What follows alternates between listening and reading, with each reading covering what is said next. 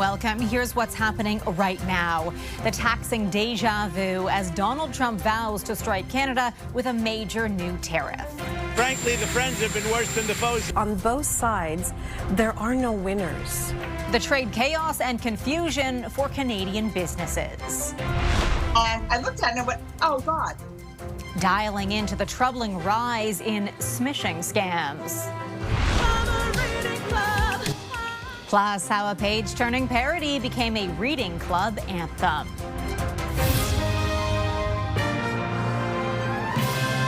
CTV National News with Heather Butts. Prime Minister Mark Carney is weighing Canada's options after Donald Trump's latest tariff threat. Last night, the U.S. president abruptly announced a 35% tariff on Canadian goods beginning next month. It's yet another curveball, and according to the Canadian Chamber of Commerce, part of Trump's negotiating strategy. CTV's Colton Prale on the new threat and how Canada might respond. Colton. Heather, after months of pushing for a deal, Canada is now staring down an even bigger threat. Frankly, the friends have been worse than the foes in many cases. So President Donald Trump now says he'll put in place 35% tariffs beginning August 1st. The White House says it wouldn't apply to energy tariffs or goods covered by the free trade agreement. But the president hasn't confirmed that. we're going to see. It was sent yesterday. They called. I think it was fairly well received, but it's what we need.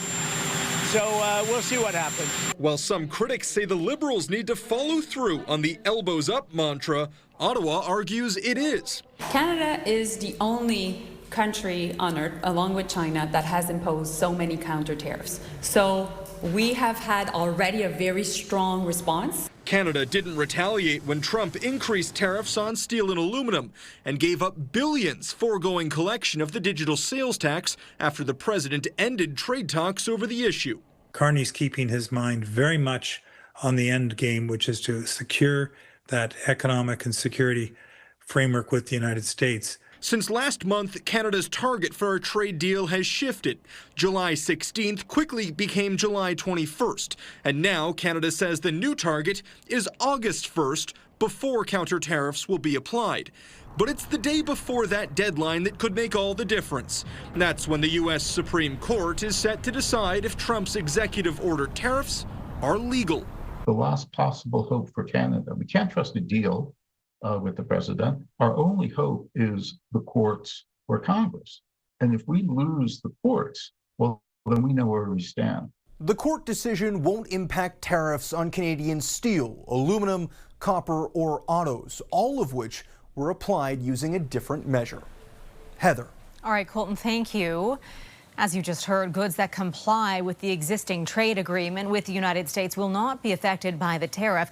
But that isn't doing much to clear up confusion over just how big of a hit the Canadian economy would take.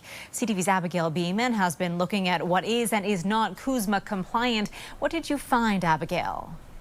Heather, to avoid tariffs, businesses need to get CUSMA certification, and the numbers suggest many have not taken that step. It's just so much fun. The treasure bin at Rainbow Minerals may be fun. The trade war's impact on the small beading and jewelry supply business is not. American products are 25% more expensive, and they've stopped shipping south because the paperwork is too much. Ash Charania says there's lots of confusion and little help, with the new 35% threat making things worse. The small businesses are being put in the middle as a pawn. And in the game of chess, those are the pieces that are thrown to the side to get to the bigger picture. They determine whether your goods qualify as. The federal government does offer a guide and CUSMA compliance support phone line, though many don't seem to know about it. The constant changing of the goalposts and the deadlines and the numbers continues, and that's quite toxic for business. According to U.S. trade data, in 2024, only 38% of Canadian goods entered the U.S. under CUSMA, while RBC estimates 94% of Canadian exports were actually eligible. Experts say it's a matter of businesses not wanting to deal with the paperwork headache, as well as a lack of enforcement at the border. Perhaps they thought the juice wasn't worth the squeeze because we were still getting into the United States duty and tariff free. that is no longer the case. And so it is very vital that businesses do it. In terms of the small list of products not covered by CUSMA, they include a few agricultural goods and some textiles, and others that don't meet the rules of origin requirements. The vast majority of Canadian exports do qualify for tariff and duty-free to the United States. Experts say getting that CUSMA certification is crucial as everyone waits to see what Donald Trump's final decision on tariffs may be. Heather? Abigail Beeman in Ottawa. The elbows up and buy Canadian movements that developed out of the trade tensions with the United States may be around for a while, according to new polling numbers. I would expect that every time Donald Trump slaps a new tariff or has some type of broadside into the trade relationship or the Canadian economy, you should expect Canadians to basically vote with their wallet and their pocketbook. A Nanos research poll shows nearly half of Canadians think the boycotts will only end after the Trump presidency, while 16% believe they will be permanent. In the auto sector, 66% of Canadians say they are less likely to buy a car from a company that shuts down production in Canada. And on defense spending, more than half of Canadians want an increase to meet the current NATO target of 2% of GDP, while another 31% say Canada should go further and meet the proposed 5% NATO target. Despite the economic uncertainty, job creation in Canada was up last month, the first substantial bump since the start of the year, and unemployment went down slightly, according to Statistics Canada. CTV's Kamal Karamali looked into the numbers and what it means for employment in this country. Kamal. Heather, it wasn't the job reports economists were expecting, but it was a welcome one. After a slow year, Canada's job market is showing signs of revving up again, surprising. It's a surprise. And shocking some economists. I think I said the word "ay caramba" when that came out. Canada's unemployment rate dropped 0.1% to 6.9 in June. The employment rate rose 0.4%, adding 83,000 jobs, but roughly 70,000 of those are part-time, with growth largely in the wholesale and retail and healthcare and social services sector. Much of it thanks to a strong U.S. economy. Even though cross-border business with our neighbors has declined, America is still our biggest trading partner. So as long as the U.S. is doing well, and we're seeing their numbers very resilient, very supportive, the deregulatory thrust, we will do well as well. Here at home, Alberta led the way with 30,000 jobs in June, with Quebec and Ontario not far behind with more than 20,000 jobs each. But finding summer jobs for students continues to be a challenge, with more than 17% unemployed, a sharp rise from June of last year. Which tells you that these companies aren't actually doing well because they can't even afford to hire a summer student. Youth unemployment nearing levels Canada saw during the 2008 recession, a potential sign that the worst is yet to come. That's really concerning to me because oftentimes youth unemployment is a leading indicator to what could be a recession. And in the nearer future, all eyes are on the Bank of Canada's next meeting at the end of the month. Economists say the job growth has dampened expectations of an interest rate cut. Instead, the central bank more likely to hold the rate steady for now. Heather. Kamal Karamali in Toronto, thanks.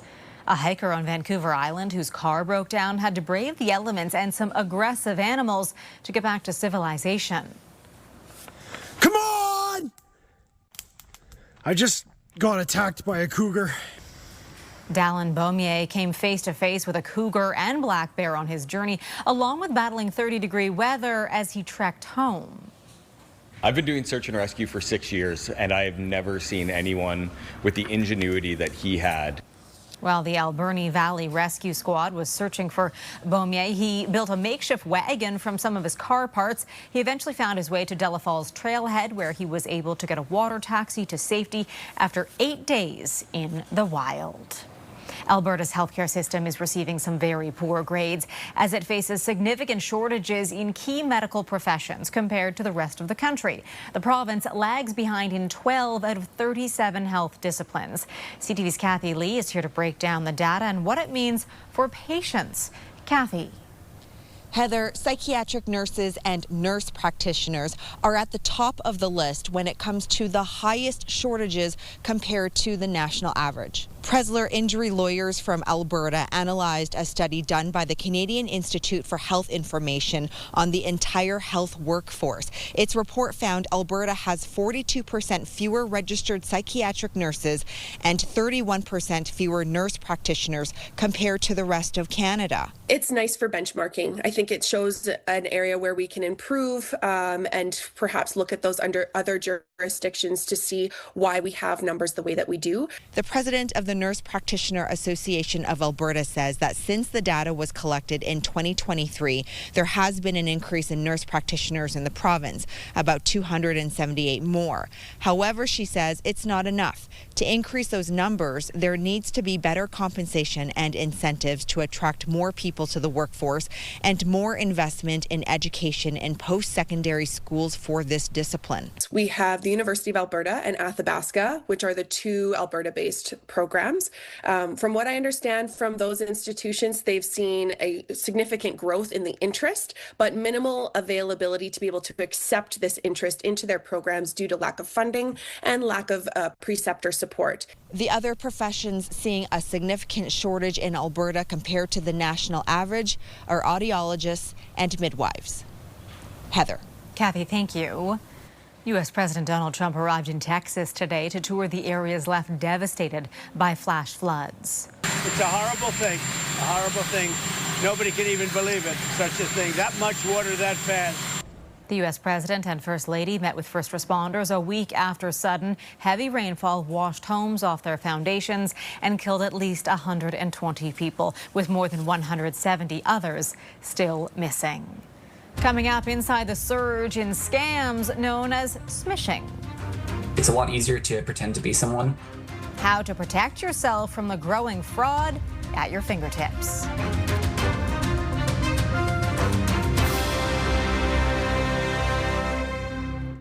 There's a new warning about scam text messages, which may be popping up on more phones, so-called smishing attacks. It's getting harder to spot the scammers who are turning to artificial intelligence to make their bogus messages seem more legit. Let's turn to CTV's John Valley-Rao with more on how people can protect themselves. John. Heather, text scams are hardly new, but if you've noticed more of them on your phone of late, you're not alone. The latest warning comes from the Competition Bureau, which says more people have been seeing those annoying scam texts pop up, claiming to be from agencies like Revenue Canada, or that you owe money for a toll highway, often including a link that scammers are trying to get you to click on. Janine Compton recently got one claiming she was caught speeding and had to pay a fine, and initially thought it might be real. I almost got taken, but I didn't click on the link. I don't know what would have happened if I clicked on the link. I did not click. I just blocked the number. Compton was the target of a scam known as SMS phishing or smishing. The texts often claimed to be from an actual organization or business. And while they used to contain things like spelling errors, making them easier to spot, AI services like ChatGPT are making them harder to detect. Spelling mistakes used to be a tell, particularly when people had to write these messages themselves, and often it was people who didn't necessarily speak English as their first language. The Canadian Anti-Fraud Centre warns AI can also allow messages to be sent out at a faster rate, and warns scammers are using AI to scrape information about you from the internet. Some of the messages may include some of your personal information as an extra way to try to convince you that it's a legitimate message, right? The advice: never click on suspicious links, ignore texts even if asked to reply with stop or no, and forward spam text to 7726 or spam. And of course, delete them to avoid accidental interaction. But as AI technology continues to improve, more people may fall victim, which is why the Anti-Fraud Centre and others want everyone to remain vigilant. John Valley-Rao, CTV News, Toronto. Some good tips there, John. Thanks. Still ahead, taking a page from a hit song. How a parody cover turned into a library anthem.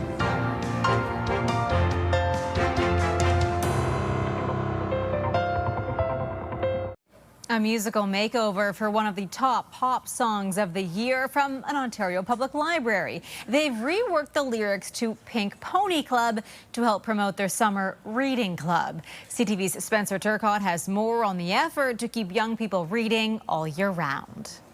I know you wanted me to stay. Despite being released 5 years ago, Chapel Roan's Pink Pony Club has hit the top of pop charts. It's where I belong, down at the Pink Pony Club. The Waterloo Public Library saw an opportunity. With the success of Pink Pony Club, I thought, what better song to morph into a library anthem? I heard that there's a special place with books and fun that's bound to put a smile on your face. Library programmer Grace Carruthers took advantage of her musical talents to cover Pink Pony Club to promote their summer reading club. Summer reading club, I'm gonna keep on reading. The word similarity was just a beautiful coincidence. And she has this one dance move that she does where she reaches up and out. And I thought, you're just shelving books. While it's sure to draw attention, it's not all about fun. Summer Reading Club was initiated to help mitigate the summer slide.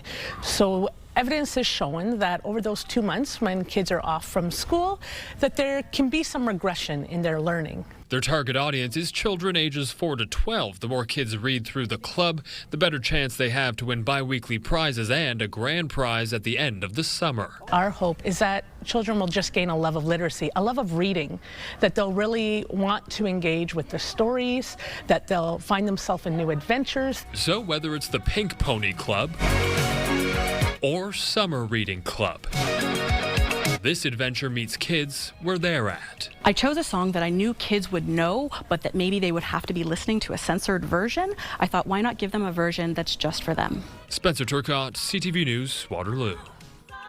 The Newfoundland and Labrador Folk Festival kicks off today, a banner event in St. John's every summer. But organizers say this year is likely the last as it faces dire financial strain. CTV's Garrett Berry on the money problems. Luke Mercer is a rare sort, just 16, but totally taken with the accordion. There's still a few people that are playing fiddle, but there's not many accordion players still around. Like, that's one thing I have not seen in a long time. Luke and his trio, the Salt Beef Junkies, were all kick-started on the youth stage at the Newfoundland and Labrador Folk Festival when they were young children.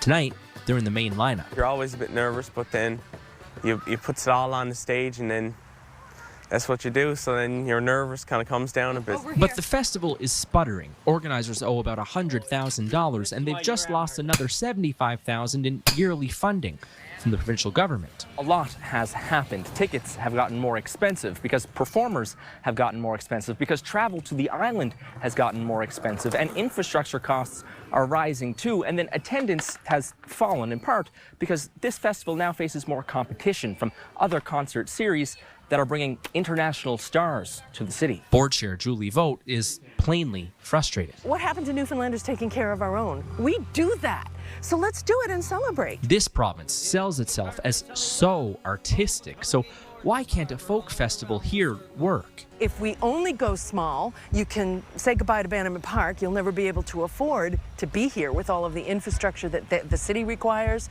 that insurance requires, all these different requirements. Eventually, if it stops completely, it will die out. The tradition will die out. I have no issues saying that. In many ways, this is what's at stake. Garrett Berry, CTV News, St. John's. Oasis fans were out early in the United Kingdom for the long-awaited return of the Gallagher brothers to their hometown. And still got 5 hours till the band comes on, but still worth it. It's part of the day. First homecoming show in 16 years, so I'm all for it. That's right, 16 years since Oasis played in Manchester, and fans are flying from around the world to see the band play 5 shows in the city.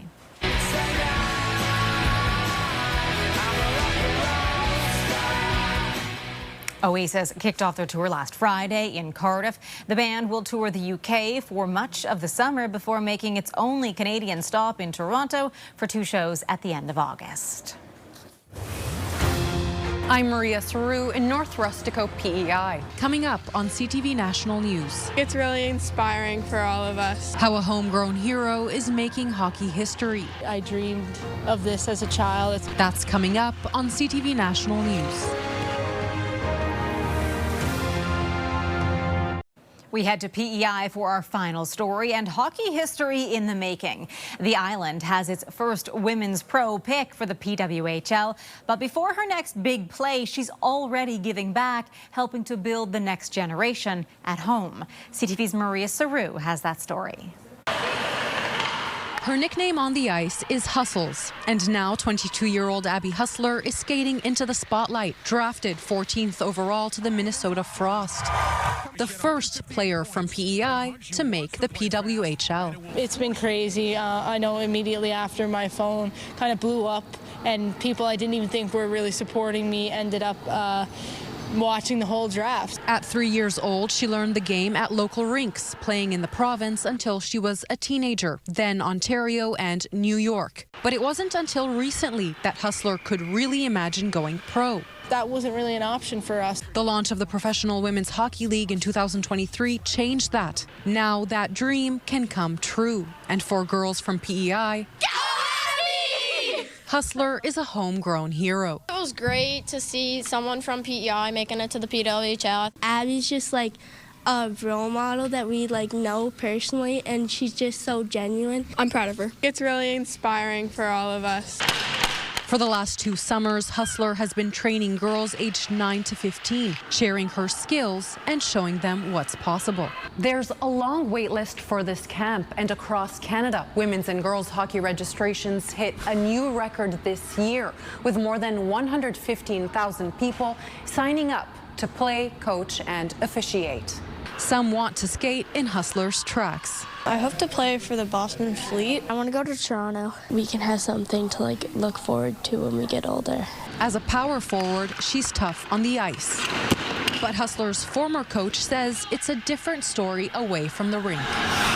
She's got this heartfulness to her that I think people miss if they just know her as a hockey player. But a lot of that washes away to a lobsterman's daughter who just wants to really get to know you as a person. The puck drops at training camp in November. Until then, Hustler's making sure the path she carved stays clear so other girls can shoot their shot.